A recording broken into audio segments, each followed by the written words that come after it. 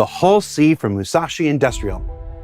Hull C, for those that don't know, is like the big 18-wheeler of the Star Citizen universe, designed for transporting bulk cargo around the stations and between solar systems.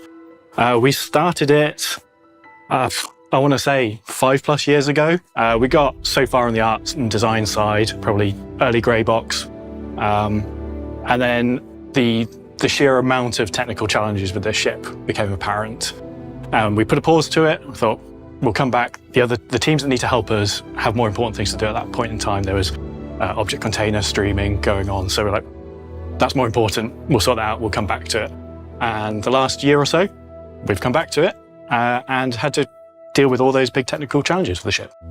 And how's it doing today? What can folks expect? You can expect the ship working as we intended it to be when it was concepted. So it's quite a unique ship in the game. There's a lot of moving parts literally on it and some tech in there that you've never seen before in any ships. So primarily the hurdles revolved around that central spindle section that you can walk through whilst it's doing those animated states. We've essentially got two parts of the ship that move independent, or they're animated together, but they're independent parts of the ship, and a new way of loading cargo onto the ship. I want to talk to you about that. So one of the big questions since this thing was first introduced is how the cargo loading and unloading is going to work in Alpha 320. Who can tell us about that? I think we can probably get Chris Tanks on the line. Oh, excuse me. Sorry, Jared. Excuse me. Hi.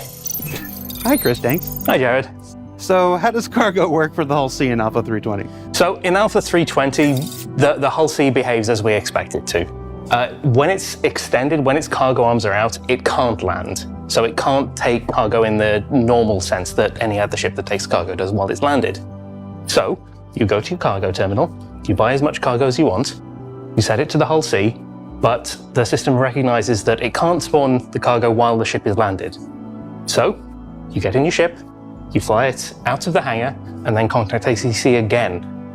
That is when the ship realizes, oh, I'm out of the landing zone now, I'm ready to take some cargo. So you extend it, contact the ATC, and the cargo will spawn on your ship then. Does this thing fit in any hangars? While it's collapsed, it'll fit in the large spec hangars. When it's extended, it doesn't fit in any hangar we have at the moment.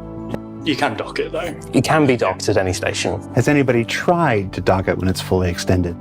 Oh, I mean, you would hit the extent of the cargo long before your landing gear touched the ground. It would not be pretty. Well, I mean, somebody will have done it, and it will have been a magnificent explosion, but I wouldn't recommend it. So what we want to do is make sure that when we release the ship visually, it ticked all of our kind of current processes, and you know, it kind of really was on par with everything else that we put out now compared to where it was kind of back in the day.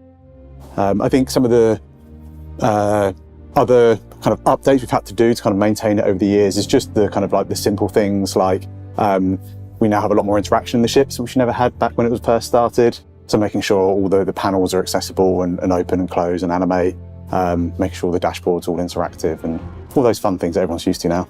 What are some of your favorite parts? What are things that people should look out for visually? I think, to be honest, the ship is a very industrial ship, and it really kind of feels that way. There's some like little things that I just love, like the main kind of airlock entrance into the ship feels really big and chunky and strong, which I think is needed on something so industrial.